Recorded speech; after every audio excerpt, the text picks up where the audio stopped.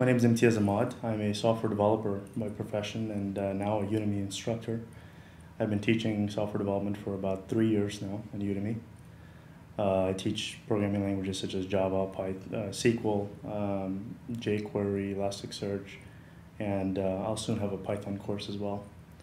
So yeah, it's been a great experience so far. There's just so much you could do on Udemy. There's a huge marketplace and so many students. So it's a very exciting thing to be on Udemy. Right on. And how many courses do you have? Now I have 9 courses. Wow. Yeah. That's a lot. Yeah, but some of these other instructors that I was speaking with, some of them have 40 courses, 50 courses, and that's incredible. But I think one thing that sets your courses apart is you do a lot of practice activities. We can now say that you are an award-winning instructor in terms of practice activities. Yeah. So what kinds of practice activities do you do for your courses?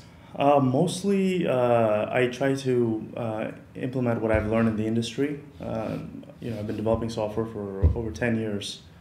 I've worked on Wall Street and financial companies, so I try to utilize some of that knowledge and bring it in a digestible manner in the course, so that it's not too challenging and it's not super basic either.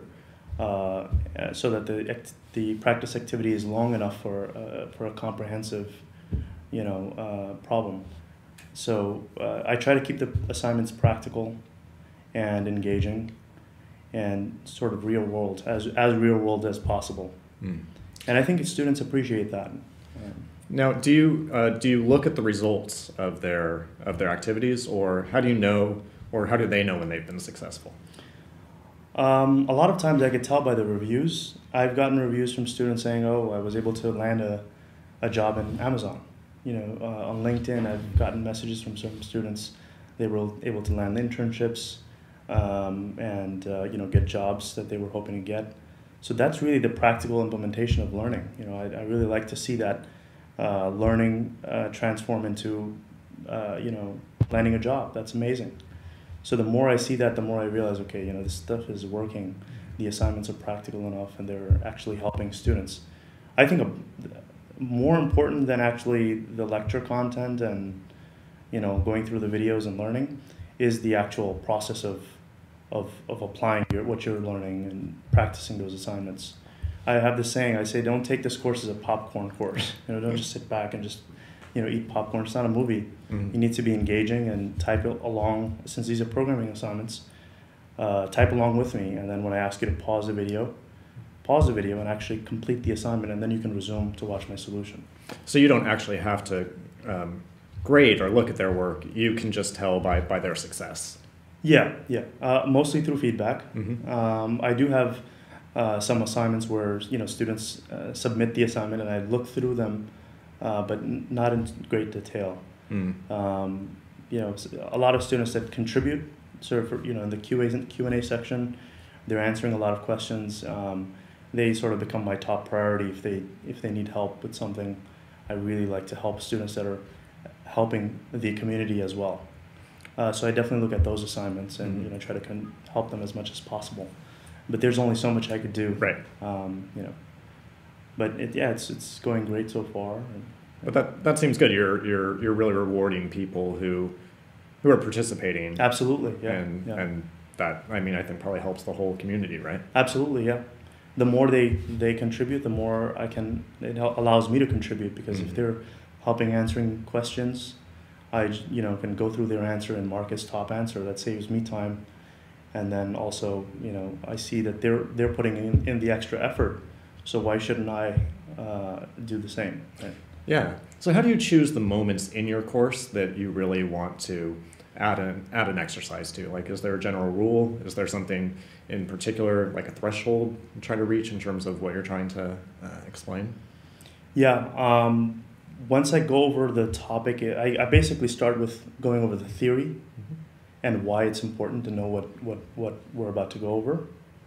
And then I go into the topic, how to explain to the student what this is and why they're learning this and how this will help them. And once they get through that theory, then there's a practical assignment to it. So it varies based on the course content. Some courses are they just require a lot more theory But I try to get the students engaging with, practicing as soon as possible. Right in the beginning, just have a good item where they can practice and it's sort of comprehensive enough and they can see, okay, I developed something significant.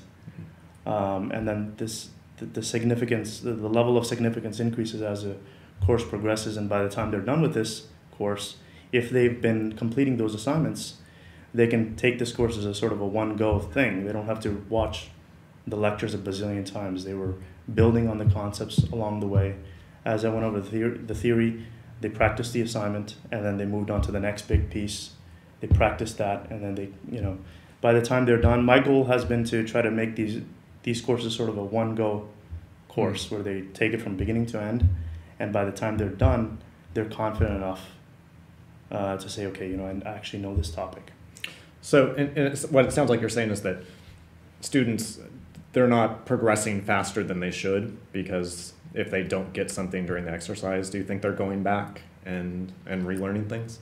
Yeah, that happens. So that's a normal process of learning anything new. It requires sometimes repetition. But my style of teaching is also, before I start recording any course, I go over the 80-20 rule for that course. Like, what is the 20% that will do 80% of the job? And I reinforce that over and over and over again throughout the course, in my language as I'm explaining, as well as in the assignments. Because the real key takeaway from any course is that 20% that will allow you to do the 80% of, in the practical workplace, basically. So I reinforce those concepts. I'm not afraid to repeat myself, because I think the best way to learn is through repetition. That's just how it is. Yeah. And then it's been working so far. I think, students appreciate that. Some students say that, there's too much repetition. I don't care. Yeah. I'm going to repeat myself because I want them to get it. Right. But yeah, that's. Do you see a positive effect in terms of ratings and reviews and retention with practice activities? Absolutely.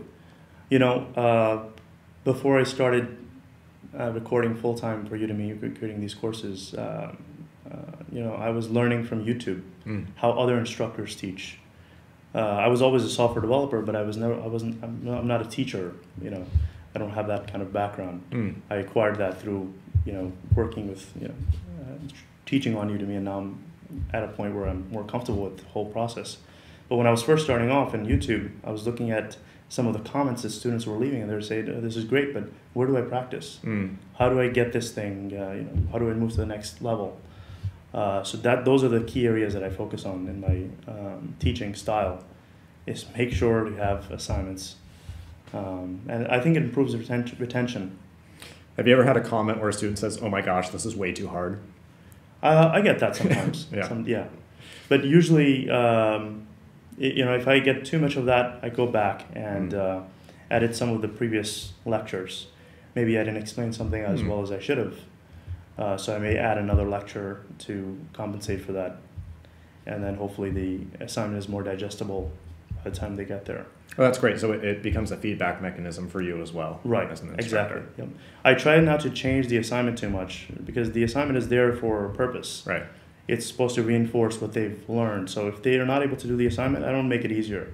I go back and maybe add some more content and to help them along the way. Yeah. So that by the time they're at the assignment, they're prepared for it to some degree. But yeah, some students take almost a week to complete some of the projects, or maybe more, and that's okay. That's part of learning. The more you struggle, the better. You don't really learn from easy assignments. Yeah. There's websites out there where, for example, Code Academy, and those are great. But some of the assignments, I think they should be a little bit more challenging. So I kind of have a mixture of easy as well as hard. Is it fun to create the activities? Yeah, it is. I enjoy it. I enjoy the process. It's always fun. It's actually a very creative process to come up with an assignment, a good assignment. It takes time to come up with that. How much time? I know this is going to change. Obviously, instructors do a lot of different things, but how much time do you spend creating an assignment like that? It depends on the course content, but let's say if I have 3 hours of recorded material. Thinking and planning and actually developing the assignment would take another 3 hours, I would say. Sorry, not 3 hours I would say maybe 10 hours to actually create the assignment and have it work with the, So the way I do it is basically I record the lecture content, and then I ask the students to pause the video to try an assignment out. And then they work on it, and then they can resume to watch my solution. So yeah, I mean, I would say 50-50. If you're going to spend 6 hours on video content, you should have 6 hours worth of assignments as well. Ah, that's great. I guess finally, are there other benefits that I haven't talked about that you see in terms of creating practice activities? I think there was this before my brand was eliminate code fear. I changed that. It's now called become a job ready developer. But basically the concept behind that was to gain confidence in the skill set. The only way you can gain confidence in the skill set is you actually completed those assignments. And they can't be easy, they can't be super hard, but they need to be significant. So that's on LinkedIn, students share these assignments. They share the certificate, and so that's definitely that's what I try to prioritize. That's cool. They end up with this certificate. Yeah, and they know that they've done more than just passively watch something. They've actually engaged right in teaching. Yeah. Well, cool. Thank you very much for your time. Sure. Congratulations again on winning the award for practice activities. And thank you. I hope more instructors are inspired to do what you're doing. Yeah, absolutely. All right. Thank you.